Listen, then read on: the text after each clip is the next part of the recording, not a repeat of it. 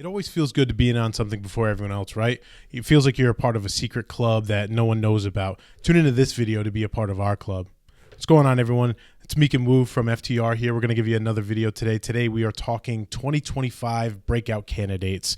It's always good to, be in on someone before your league mates do. You always have that edge on picking up that guy, and then, they have a breakout. So we have a couple of breakout candidates for you to talk about today. And Woo, you're going to kick us off with one, right? Yeah, first one's going to be Caleb Williams. It wouldn't be one of our videos if we're not talking about a Chicago Bear. So we had to have Caleb Williams out in here.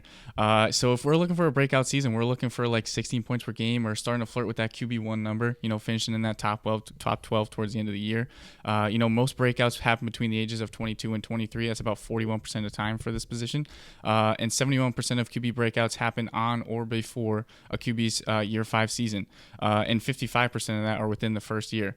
So this is a prime position right now for Caleb Williams to do so. Last year, the offensive line was a problem. He took 67 sacks, most in the NFL by far.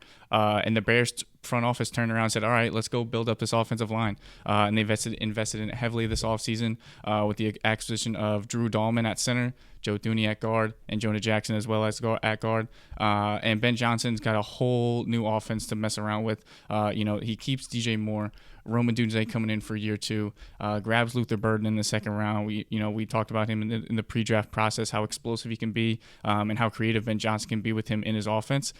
He grabs Colson Loveland, the first tight end off the board in the draft, and all of these pieces work perfectly for a West Coast passing system. Short, easy throws for Caleb Williams, a balanced run game, and play action that sets up that those big throws for Caleb Williams' rocket arm. Absolutely. It just feels like, I know we talk about it all the time, but it feels like there are so many weapons for Caleb Williams to be successful. And, the key pieces that you talked about at the top, we're looking for 16 points per game, and 71% of QB breakouts happen in QB's before a year 5 season. So, he's still within the range of still having a breakout, and all is not lost. For sure. Next one I'm going to give you is another quarterback. It's going to be Bryce Young of the Carolina Panthers. Listen, weeks 1 through 7, he was the quarterback 42. It was awful. 299 total passing yards, no touchdowns, 3 picks. He got benched by week 3, and you think everything's lost. Nope. Turn around, and then you look at weeks 8 through 18. That's when he took it over again. He was the QB 12. 2,104 passing yards, 15 touchdowns, 6 interceptions. 223 rushing yards to go along with 5 touchdowns. That's huge. He took a step forward in becoming the QB that we all thought he was going to be, and he decided to rush a lot more, and it worked in his favor. And we turn into the offseason this past season, and you see the Carolina Panthers are putting their faith in him. With the 8th overall pick, they took Tedero McMillan. They give Bryce Young a true alpha receiver to complement along with Xavier Legette, Adam Thielen, and Jatavion Sanders. So the Panthers also have the 5th easiest schedule according to DraftKings. So that just means that there is potential for points to be had in Carolina. Listen, man, there's a reason why the Panthers were in a position to take Bryce Young at number 1 overall. It was a bad roster. Yes. It takes time for these things to build, and I think we're losing sight of the patience required for these young quarterbacks to take a step forward. Not everybody's Patrick Mahomes. We got to let these things build. I'm not going to sit here and tell you Bryce Young is Patrick Mahomes, but we do have to let this guy, develop. Let this front office build a roster around him and actually give him some valuable pieces. It takes time. All right, so our next guy here, Quinshon Judkins, running back for the Cleveland Browns. I've been huge on him coming through this pre-draft process, and I still am. Running backs who hit around RB24 are considered a breakout, so that's what we're looking for here, being an RB2 finish on the year. 41% of running backs break out in their rookie year, and 72 break out in their second year. He's a rookie running back from Ohio State. That's a big-time program. He's got the draft capital behind him, being taken early in that second round. And when it comes to the rest of the depth chart, for the Cleveland Browns, he really only has to beat out Jerome Ford for the starting running back position. And Ford did not have a good year last year. In 8 games played, he had 301 rushing yards and 2 touchdowns. That's not going to cut it. That's the reason why the Browns went out and got a guy like Judkins. And we've seen in Cleveland, rushing the ball is their identity. This is how they want to play football. 518 and 532 rushing attempts attempts for the year in both 2022 and 2023. Last year, they only had 391. And Kevin Stefanski would love to get back there to open up that offense. It's a crazy quarterback scenario. So running the ball for Cleveland's going to be huge to help out whoever ends up playing quarterback for them. Absolutely. You think back to those years with Cleveland when it was a young Baker Mayfield, and they leaned heavily on Nick Chubb and gave him a lot of touches. It almost feels like the second coming of Nick Chubb. I'm not going to call Quinshon Judkins Nick Chubb yet, but it seems like they're willing to give him that role and give him those touches, which could lead into a breakout for him. The second running back I'm going to give you for a breakout is Trey Benson. The reminder that I'm going to give you that, Wu gave at the top of running backs is 72% of running backs break out in their second year, right? Trey Benson was a rookie last year out of Florida State. There's draft capital there. He was picked in round 3. And the big thing here is James Conner is 30 years old. And we always talk about, running backs hitting that 30-year-old age cliff and dropping off.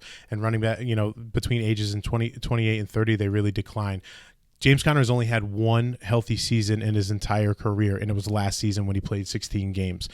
So injuries occur often for him, and if an injury occurs with Conner, Benson's someone who could step in and take a lot of work and potentially break out. I'm expecting this Arizona offense to take a step forward even from last year. They have guys like McBride and Marvin Harrison. They already have Kyler Murray. And the run game was a huge part of it last year, and James Conner is one of those reasons. But like you mentioned, the way James Conner runs is very, very physical, just opening up to more injury opportunities. Of course, we're not going to sit here and predict an injury for James Conner, but God forbid that were to happen. I mean, Trey Benson has a great spot. Exactly.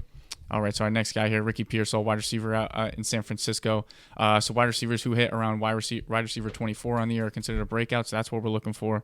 40% or 43% of wide receiver breakouts happen between the ages of 22 and 23, and then 60% or 67% of breakouts happen in a receiver's first 2 seasons.